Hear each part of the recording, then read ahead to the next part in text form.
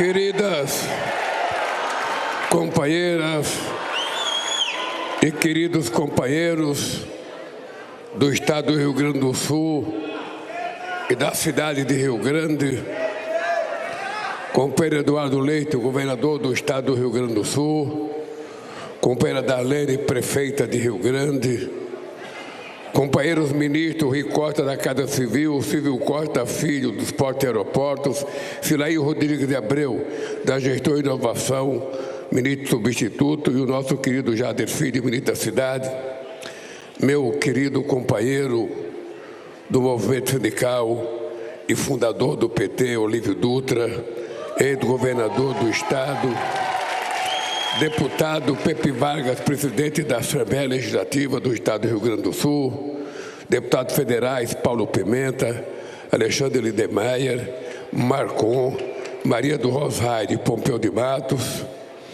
nossa querida Darlene, querido companheiro Carlos Vieira, presidente da Caixa Econômica Federal, que tem feito um trabalho extraordinário junto com o ministro da Cidade, Sérgio Bassi, presidente da Transpesp, Alexandre Dávila, secretário nacional de Portos, Carolina Stuck, secretária de Patrimônio da União, Marlon Arraes, secretário substituto de Petróleo, Gás Natural e Biocombustível do Ministério de Minas e Energia, Frederico Dias, diretor-geral da Agência Nacional de Transporte Aquaviários, a deputados estaduais, deputados e deputadas Adão Prato Filho, Arley Lino, Miguel Rosseto, Estela Farias, Valdecida Oliveira e Zé Nunes, meu querido companheiro Fernando Marrone, prefeito de Pelotas, meu caro companheiro Henrique Fontana, da Direção Nacional do PT, Sorbeto Albuquerque, companheiro, ex-deputado federal, muitas vezes companheiro de campanha, meu querido companheiro Klinger, presidente da Autoridade Portuária dos Portos do Rio Grande, Miriam Ribeiro Cabreira, presidente do Sindicato dos Petroleiros do Rio Grande do Sul e diretora da Federação Única dos Petroleiros, e Benedito Gonçalves, presidente do Sindicato dos Metalúrgicos de Rio Grande. Meus queridos companheiros e companheiras, a nominata está muito grande, eu vou parar por aqui, porque nem todo mundo é candidato a alguma coisa nos próximos anos. Eu, primeiro, dizer para vocês que já são 5 horas e 15 minutos. Nós não almoçamos para que eu pudesse fazer essa agenda aqui e fazer a inauguração de um conjunto habitacional e visitar a área do porto, que foi feita uma concessão para que a gente possa fazer esse porto voltar a funcionar com toda a força possível. E eu, se tivesse que almoçar, eu teria que ter suspendido um dos eventos. Bem, eu estou falando isso porque significa que eu vou falar pouco. Não tão pouco que vocês não sabem o que eu falei e nem muito para cansar vocês. Eu vou tentar falar o essencial. E o essencial só eu sei. Vocês não sabem, então não tem limite o meu essencial aqui. Eu, pela primeira vez, eu estou um pouco confuso do que falar com vocês. Porque eu,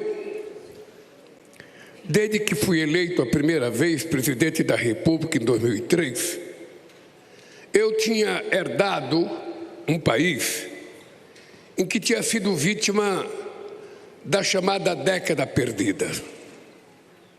Não havia um economista nesse país, dos mais renomados que vocês possam compreender, que não achasse que eu tinha conquistado uma massa falida. O Brasil não tinha recursos para pagar a sua importação. O presidente da República era o Fernando Henrique Cardoso, uma pessoa com quem eu tinha uma relação de amizade e de respeito, embora participássemos de partidos diferentes. Companheiro, sabe, ministro da Fazenda era o Malan, que era um homem da máquina pública séria, não tem nenhuma notícia que coloque qualquer dúvida sobre o comportamento ético do Malan durante o período que ele foi ministro da Fazenda, mas a economia não andava bem das pernas. E eu lembro de quantas vezes o Malan viajava para Washington no final do ano atrás de dinheiro para resolver o problema das contas brasileiras. Mais grave do que as viagens que o Malan fazia, e muitas vezes não era recebido por ninguém do FMI, nós víamos todo ano descer um casal, um homem e uma mulher, que descia no aeroporto ou de São Paulo ou do Rio de Janeiro para fiscalizar as contas brasileiras e dizer o que a gente tinha que fazer nesse país. Então, quando eu assumi a presidência, muita gente, inclusive companheiras do tamanho da Maria da Conceição Tavares, do Paul Singer, dizia: olha, você não vai conseguir governar. Você pegou um país quebrado. E eu então, chegava à noite, governador, eu ia deitar naquele Palácio do Alvorada, deitava de barriga para cima e eu falava: será que eu vou terminar a minha vida como o Wałęsa terminou na Polônia? O Wałęsa fez as greves no mesmo período que eu fiz em São Bernardo do Campo, nos anos 80. Era a greve dos metalúrgicos da indústria automobilística e a greve dos estaleiros de Gdansk. E como naquele tempo o Papa João Paulo II era uma figura importante e tinha-se uma luta muito grande para terminar um regime autoritário que tinha na Polônia, o Wałęsa teve a primazia de chegar na presidência primeiro do que eu. E eu perdi 3 eleições antes de chegar na presidência. E eu ficava deitado imaginando: será que o meu destino, depois de brigar tanto para chegar à presidência, é terminar como um fracassado?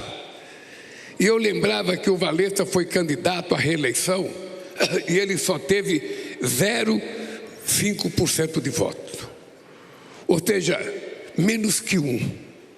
Aliás, metade que 1. Isso significa um fracasso total, retumbante. E eu falava com a minha consciência: eu não posso errar. Eu saí da porta de fábrica para vir para cá. Eu não posso voltar para a porta de fábrica desmoralizado. Eu tenho que fazer acontecer nesse país. E depois eu pensava: qualquer presidente que já passou por aqui, se ele não der certo, ele vai passar uns anos em Paris, outros vão passar uns anos em Nova York, outros vão passar uns anos em Londres. Eles vão estudar, vão escrever livro.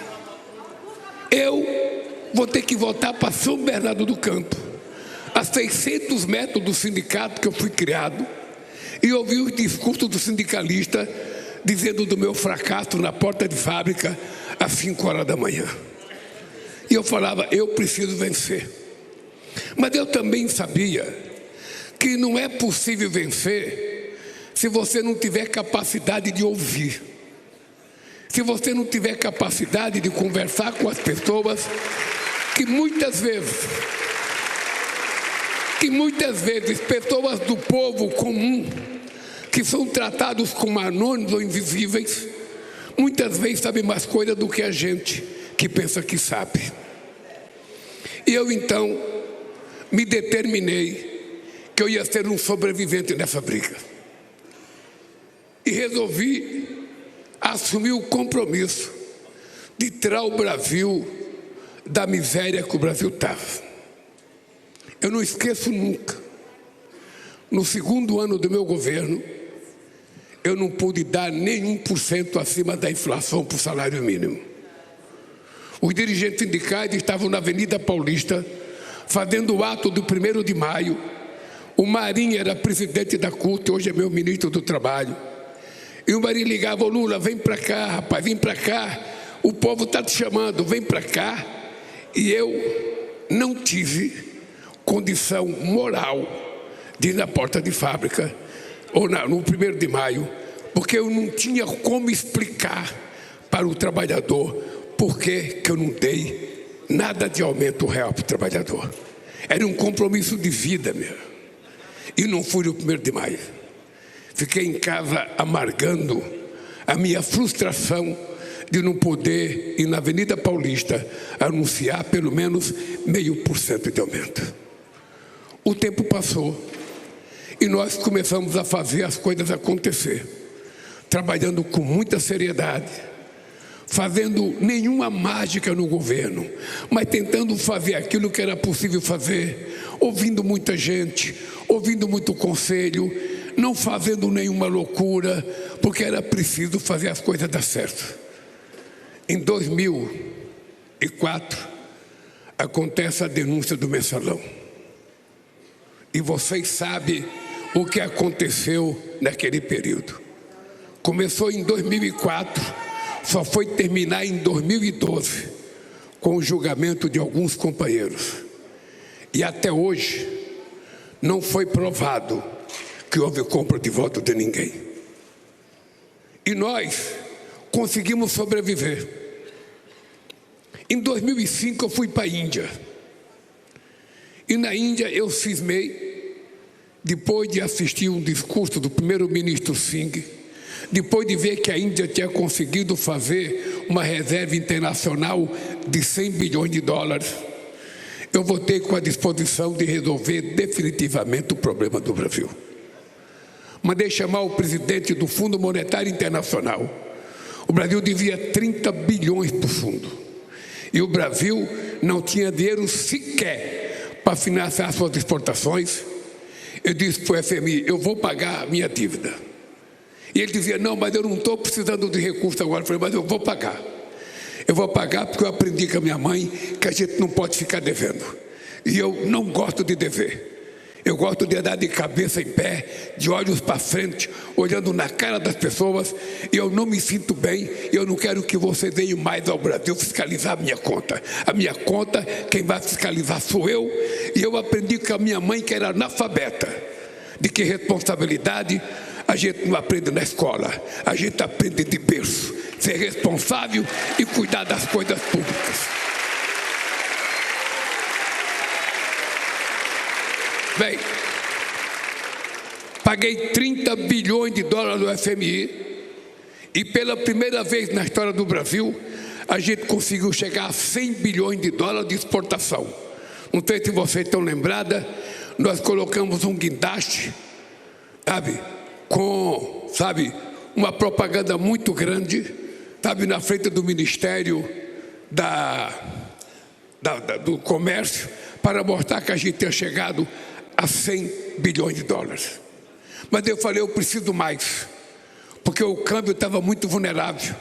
E o câmbio brasileiro a gente não resolve com medidas políticas do Brasil. O câmbio brasileiro se resolve quando os americanos mexem em alguma coisa.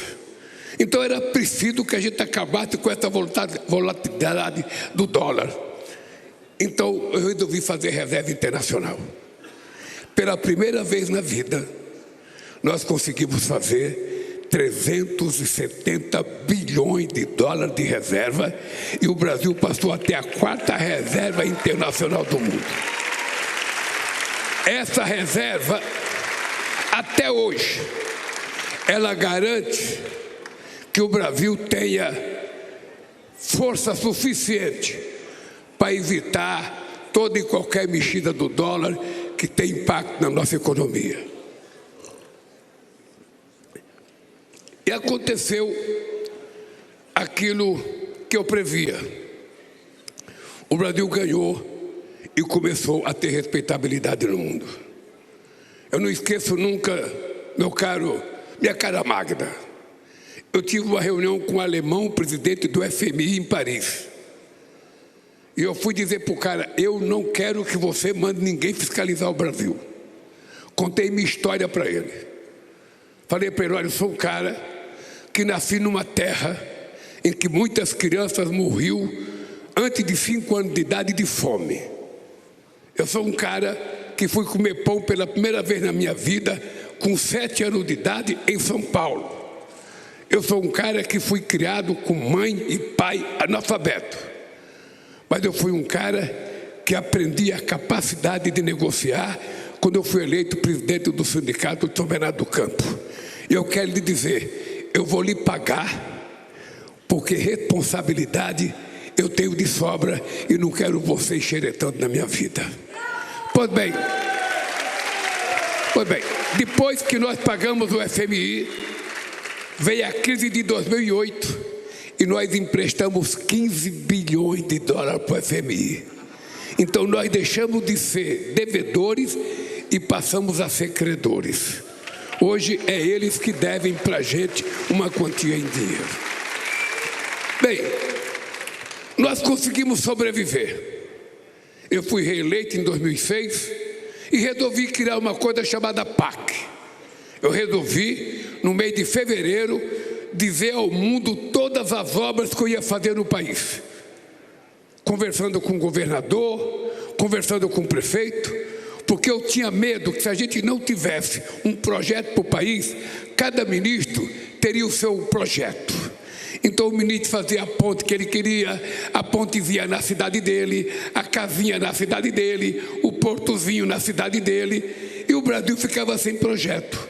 E para construir o PAC, eu chamei os 27 governadores no primeiro mandato, chamei muitos prefeitos, e foi um dos melhores momentos da história desse país. E foi aqui em Rio Grande, no discurso que eu fiz em 2009, que eu anunciei o dinheiro de 41 bilhões de reais para a ciência e tecnologia, para que a gente conseguisse recuperar os investimentos na ciência e tecnologia desse país. Pois bem, eu já vou terminar, mas eu vou dizer para vocês o seguinte: nós que pegamos um país quebrado, devendo para o FMI 30 bilhões de dólares, eu, que era o único presidente da história desse país que não tem diploma universitário, não tem doutorado, não tem mestrado, não tem pós-graduação, eu tive o prazer de terminar o meu mandato com a economia brasileira crescendo 7,5% ao ano e conseguimos eleger a primeira mulher na história do Brasil presidenta da República desse país. Bem, vocês sabem o sucesso da economia. Vocês sabem. Naquele tempo, Eduardo, a gente produzia 3.600.000 carros por ano. Naquele tempo, uma parte da elite brasileira me acusava por excesso de carro na rua, porque os pobres estavam comprando carro nesse país. Vocês se lembram disso? Vocês se lembram como é que cresceu o poder aquisitivo do povo pobre desse país? E veja que engraçado, eu sou um cara de muita sorte, porque depois que eu deixei a presidência em 2010, a primeira vez que o Brasil cresceu acima de 3% foi na minha volta para presidente da República desse país.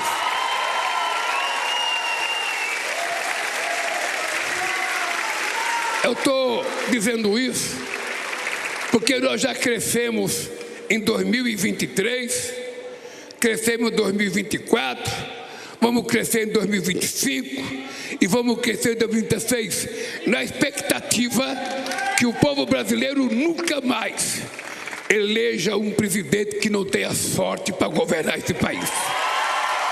Nunca mais.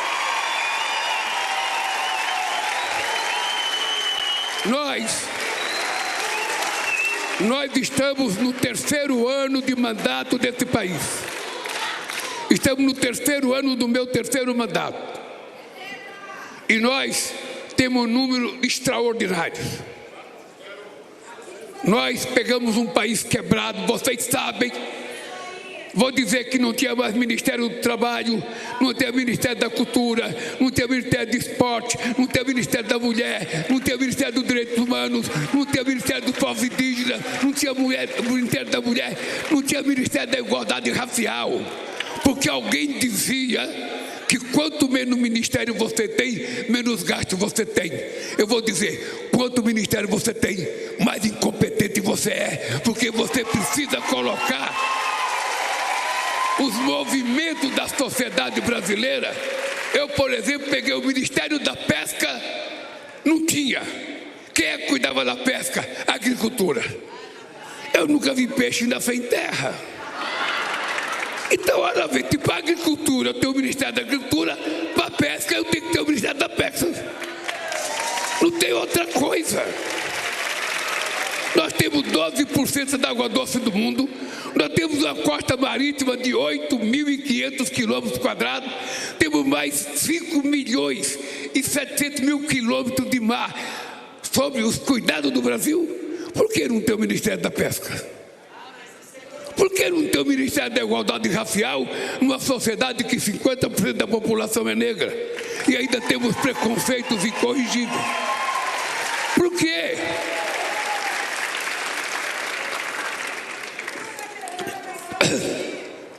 Por que não tem o Ministério das Mulheres se elas são 52% da população brasileira?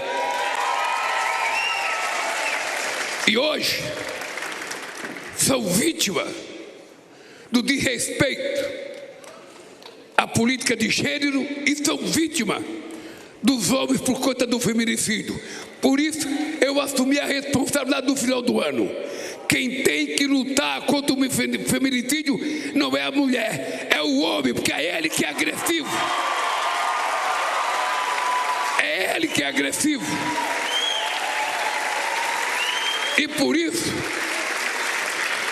cada ministro meu sabe que cada discurso que ele fizer agora, ele tem que falar da violência contra a mulher. Cada dirigente sindical que for na porta da fábrica defender um salário, tem que pedir para o seu trabalhador não ser violento com a mulher. Não há porquê as pessoas serem violentas com a mulher. Não há porquê.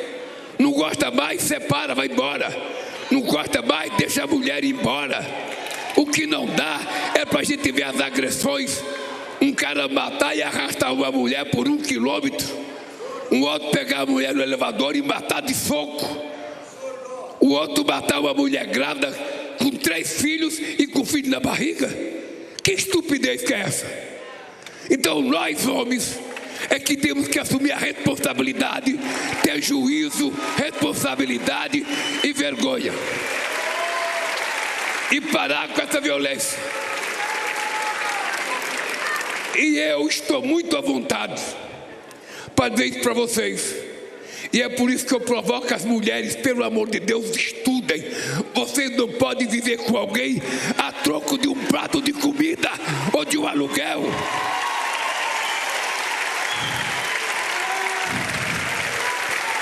Vocês têm que ser independentes, pelo amor de Deus. Porque o homem não respeita se você for subserviente. Se você ficar esperando que ele dê 10 reais para comprar uma coisa para o neném, dê 10 reais para comprar um sutiã, dê 10 reais, ele vai achar que é dono de você. É importante que o homem saiba que a mulher mora com ele porque gosta dele, não porque depende dele. Isso é muito importante. E quem tem que evoluir somos nós, homens. Somos nós, homens. Portanto, eu assumi essa luta. Estamos construindo um pacto nacional contra a violência contra a mulher. E eu vou dizer o seguinte: quem bater mulher não precisa votar em mim. Não precisa. Não precisa. Sabe? Não precisa. Bem, depois disso nós temos que ver o seguinte. Eu sou de muita sorte. Porque veja o negócio. Nós pegamos esse país quebrado. Passamos 2 anos recuperando esse país. 2 anos. Vocês estão lembrados que o ano passado eu disse, agora nós estamos plantando. Preparamos a terra, aramos a terra, colocamos fertilizante na terra e agora estamos colhendo. E veja que engraçado. Não sei se tem economista no meio de vocês. Se tiver, presta atenção. Mesmo a imprensa, presta atenção. Eu vou terminar o 3º ano de mandato com a menor inflação acumulada em 4 anos da história do Brasil. Eu vou repetir. Eu vou terminar meu 3º ano de mandato com a menor inflação acumulada em 4 anos da história do Brasil. Eu vou terminar meu 3º ano de mandato com o menor desemprego da história do Brasil. Eu vou terminar o meu 3º ano de mandato com o maior crescimento da massa salarial da história desse país. Eu vou terminar o meu 3º ano de mandato com o maior fluxo de exportação da história do Brasil, 628 bilhões de dólares. Só nesses 3 anos, nós abrimos 508 novos mercados para vender os produtos brasileiros. O Trump nos taxou, tudo bem, eu não vou ficar chorando. Eu vou procurar alguém para comprar aquilo que ele não quer comprar. Eu não vou ficar lamentando. Eu vou ficar lamentando. Pois bem, companheiros, depois de todo esse processo, eu quero fazer um apelo para vocês. Esse ano, eu estou definindo na minha vida como o ano da verdade. E não é um ano para o governo, é um ano para vocês. Não é para mim, é para vocês. Vocês sabem o que foi a vida de vocês aqui nessa cidade, quando esse estaleiro deixou de ter 15 mil pessoas para ter apenas 200 pessoas. Vocês sabem o que se passou com a vida de vocês. Vocês sabem o sacrifício da família de vocês. Então vocês sabem que para construir uma casa, um quarto e cozinha, às vezes leva meses. Para destruir, basta uma enchente. Para destruir, passa 1 minuto para a gente destruir. E para construir é muito difícil. Então, quando eu digo que esse ano vai ser o ano da verdade, é porque nós precisamos destruir essa fase da mentira e do ódio que tem tomado conta do nosso país. É impressionante a quantidade de manipulação e de mentiras passadas 24 horas por dia. E eu sei que todo mundo tem um celular na mão, eu sei que todo mundo não consegue fazer outra coisa a não ser com celular, tá? E eu queria dizer para vocês, não se permitam virar algoritmos. Vocês são seres humanos, vocês têm que ter paixão, solidariedade, afeto. Você não tem que saber o que você não precisa, você só tem que saber o que você precisa. Vocês não sabem o bem que significou quando a gente acabou com o celular na escola, para as crianças poderem estudar, para os professores poderem dar aula. Vocês não sabem. Vamos ser francos, eu estou aqui olhando a cara de mulher e de homem. Quantas vezes vocês vão deitar na cama com um companheiro ou com a companheira e deita meia-noite, está no celular, piscando lá, para ver o quê, pô? O que você quer ver meia-noite? Por que não faz um cafuné da querida apaixonada? Por que a mulher acorda às 5 horas da manhã, ao invés de olhar para o marido, pega o celular e fica também... O que você quer saber às 5 horas da manhã? Olha, eu sou presidente da República. Eu, depois das 8 horas da noite, não quero saber de notícia ruim. E quando eu levanto, eu também só quero saber depois das 8 horas, porque antes eu não vou poder tomar nenhuma decisão. Se eu quiser falar com o presidente, está todo mundo dormindo. Se eu quiser fazer com a Caixa, o cara está dormindo. Se eu quiser falar com a Magda, ela está dormindo. Se eu quiser falar com o Olívio, ele está dormindo. Que porra, eu tenho que saber de notícia 4 horas da manhã.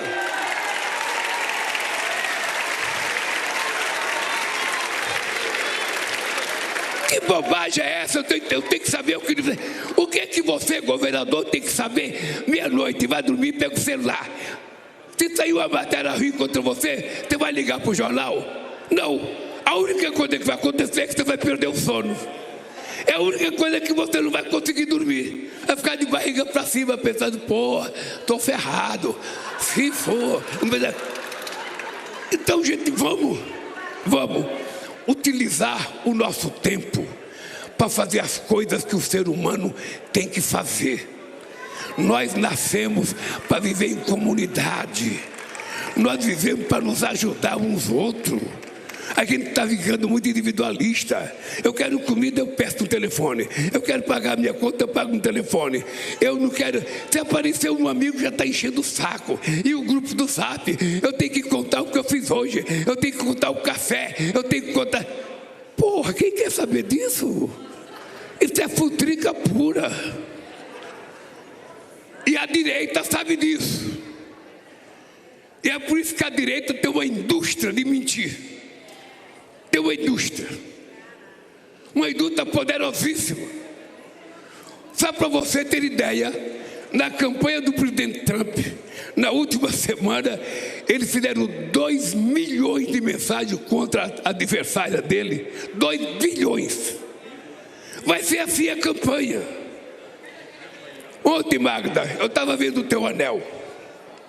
Eu estava vendo que a Magda tem um anel bonito de brilhante. A Magda é uma mulher poderosa. A Magda é uma mulher estudada, finíssima.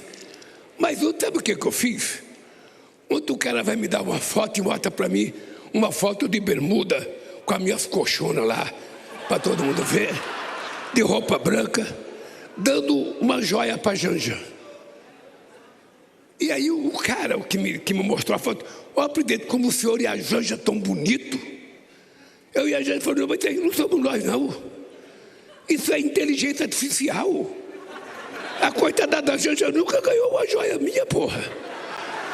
Então, ô Magda, se a gente não tomar cuidado, por exemplo, se eles tiraram uma foto da Magda, do jeito que ela está aqui, vestida, eles podem publicar uma foto dela pelada, nua. E pode acontecer com vocês, homem e mulher. É isso que está tomando conta da cabeça da gente. E eu queria que vocês assumissem a responsabilidade. Eu não tenho celular. Eu só uso celular para minhas coisas de serviço que eu peço para os meus companheiros. Eu não carrego celular. Eu, ao invés de ficar carregando celular na mão, eu prefiro coçar outras coisas. Por que está celular na mão? Então, quando eu preciso falar com alguém sério, o dia que eu quiser falar com você, governador, pode ficar certo que nem eu vou pedir para alguém, me ligue para o governador.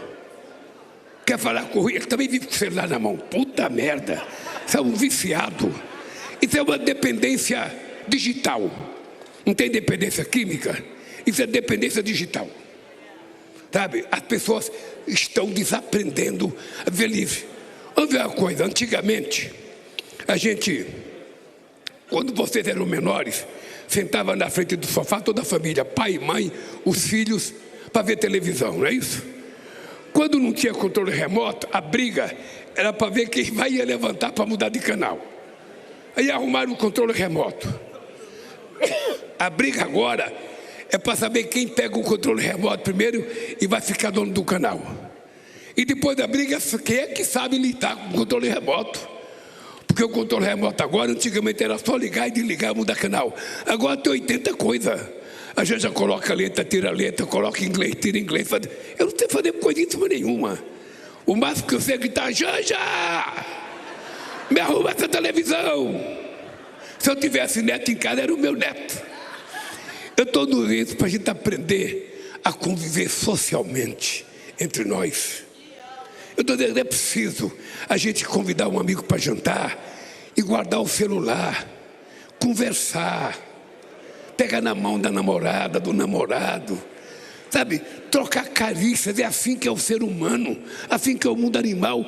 E nós estamos robotizados, nós estamos virando algoritmo E eles fazem com a gente o que eles querem. E conta mentira 24 horas por dia. Então o que eu queria pedir para vocês? Quem vai desmontar isso são vocês. Se vocês souberem da verdade e vocês não brigarem com a mentira, prevalece a mentira, que é muito mais fácil acreditar na mentira. É muito mais fácil. Quando a gente era pequeno, não sei se vocês ouviram isso, minha mãe dizia: a verdade engatinha, a mentira voa. É assim mesmo, continua assim. E agora a gente está vendo a mentira em tempo recorde, em tempo recorde. Então o que eu quero pedir para vocês? O país que vocês sonham, não sou eu que vou construir, não é o Eduardo, não é o Rui Costa. Quem vai construir é vocês. Vocês é que têm que decidir que país que vocês querem e não ficar esperando que os outros construam o país que vocês querem. Vocês é que têm que construir. E para desmontar essa fábrica de mentira tem que ser vocês. Você viu uma coisa que é mentira? Denuncie ou delete. Não passe para frente. Não passe para frente. Porque a capacidade de produção de mentira é uma máquina fantástica. Vocês sabem o que eles estão fazendo agora, governador? Os seus adversários vão filmar o que você fala. Eles vão tirar uma palavra sua fora de contexto e vão colocar ela em outro contexto para dizer que você falou as coisas. Eu tenho certeza que tem gente me filmando só para isso. Eu tenho certeza que não é o Stuquinha, não. O Stuquinha é o meu cara do bem aqui. Mas também não sei depois que ele me deixa o que ele faz. Mas a verdade é o seguinte: é que está cheio de gente filmando o que você falou, filmando o que o Rui Costa falou. E o cara vai pegar uma frase, uma palavra, tira do contexto para poder avacalhar com a sua vida. Esse mundo interessa para nós. Vocês querem construir os filhos de vocês com base na mentira? Vocês acompanham o que a molecada faz com o telefone celular? Porque vamos ser francos, eu sou católico. Eu durante muito tempo fui contra jogo do azar. Vocês sabem que eu joguei uma vez na loteria esportiva, em 1974, e eu ganhei. Eu estava com a minha namorada, quando a zebrinha deu lá os times que ganharam. E eu olhei minha carteira, puta, fiz 13. Você sabe o que eu fiz? Eu não contei para minha namorada, nem para a mulher, nem para minha mãe. Eu descobri que eu tinha um lado avarento. Eu falei, estou rico, eu não quero que ninguém peça dinheiro emprestado para mim.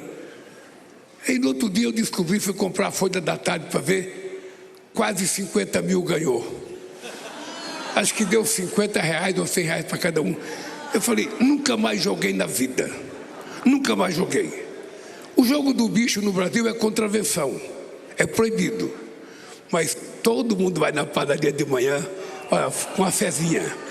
Me joga na borboleta, me joga no jacaré, me joga no sei das contas e faz a fé. Mas é proibido. E eu a vida inteira fui contra cassino. Dizendo que cassino é jogo de azar. O pobre vai gastar o que não tem. Coitado do pobre, nem pode entrar no cassino, gente. Nem pobre no cassino vai quem tem dinheiro para gastar. Mas na medida que a gente com esse bichinho aí, o cassino foi para dentro de casa da gente. Hoje ele está na nossa sala. Hoje ele está na mão de um garoto de 14 anos. Está na mão de um garoto de 15. Está na mão de um garoto de 16. Porque a molecada pega o telefone do pai, da mãe. Pega. Hoje a vida está assim. Uma criança de 6 meses. Não, 6 meses não. Uma criança de 1 ano e meio começa a chorar. Ao invés da mãe pegar ele no colo, ela dá um celular. Naquele carrinho de carregar a criança tem um tablet pendurado para a criança desde jeito aprender a fazer aquilo.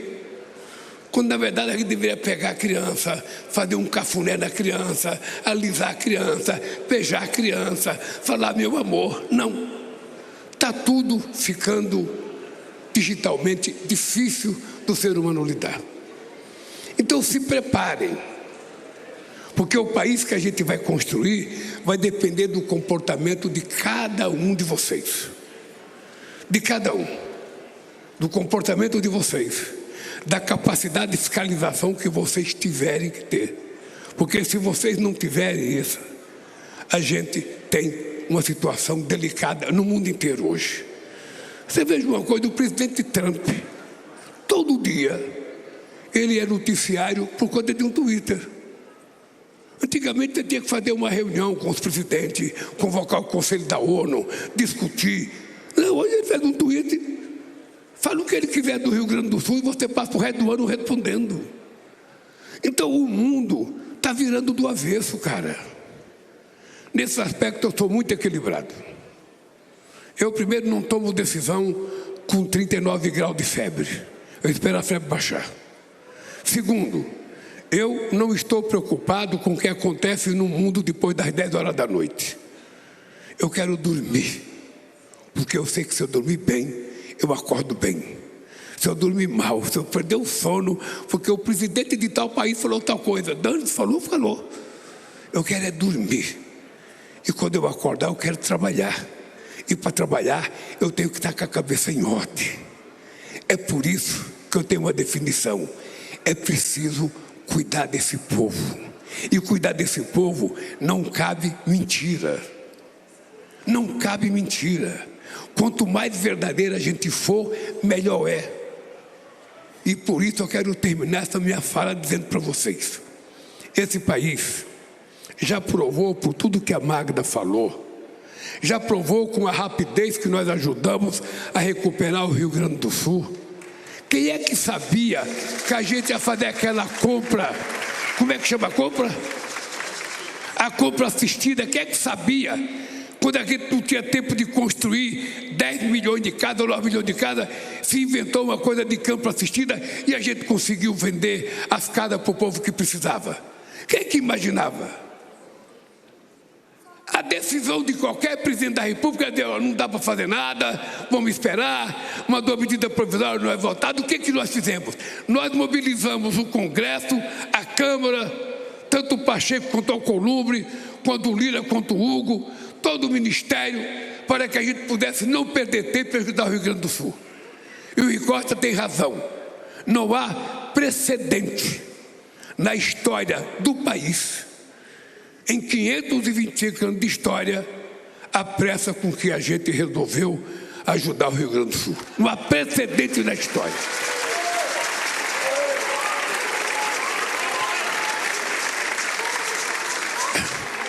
Ô, gente, da mesma forma,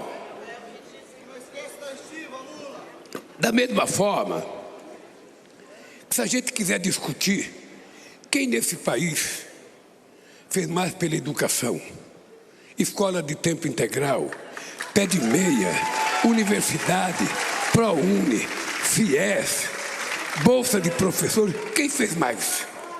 Quem fez mais? Quem fez mais legalização de terras indígenas? Quem fez mais de legalização de quilombo nesse país? Quem fez mais? Sabe o que acontece? Alguma coisa está errada no país. Me desculpe, mas alguma coisa está errada no país. Porque esse país já teve tanta gente da elite governando, não precisava ser um operário sem diploma universitário para fazer as coisas que eles deveriam ter feito há muito tempo atrás. Há muito tempo atrás. Se a gente tivesse investido na educação há 50 anos atrás, se a gente tivesse feito reforma agrária há 50 anos atrás, se a gente tivesse investido no desenvolvimento desse país há 50 anos atrás, se a gente tivesse mantido a nossa indústria naval, que na década de 50 era uma das maiores do mundo, se a gente não tivesse acabado elas, se a gente tivesse acreditado nesse país, esse país estava um país de classe média. Agora precisa vir um metalúrgico, quase que semi-analfabeto, para poder fazer uma campanha e inventar quem ganha até 5 mil reais de imposto de renda nesse país. É preciso vir um peão que conhece a vida do povo para poder dizer que não é possível uma pessoa salário mínimo gastar 10% do salário para comprar gás de cozinha.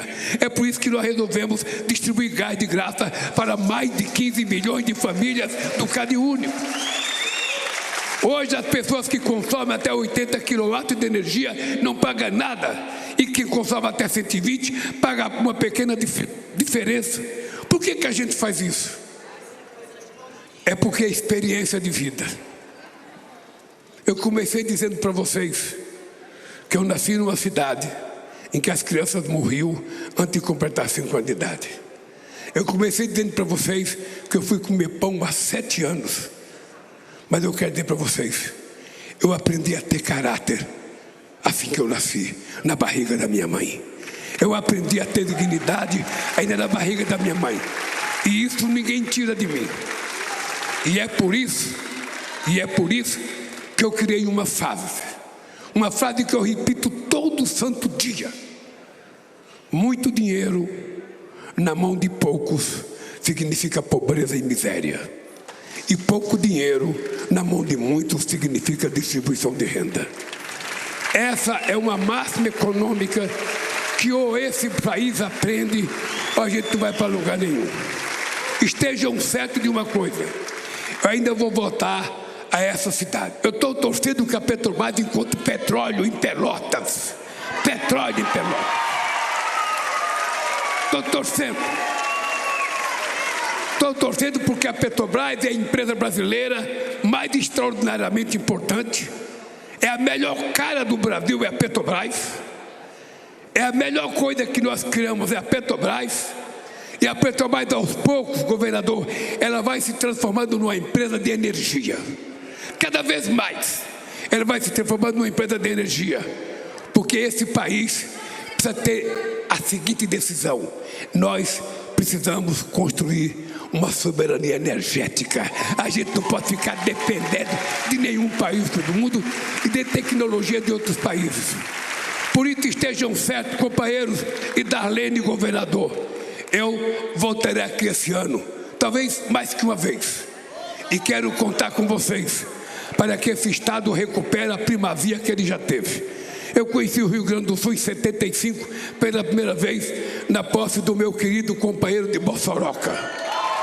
Ele tinha tomado posse do sindicato dos bancários e eu tinha tomado posse nos metalúrgicos de São Bernardo do Campo.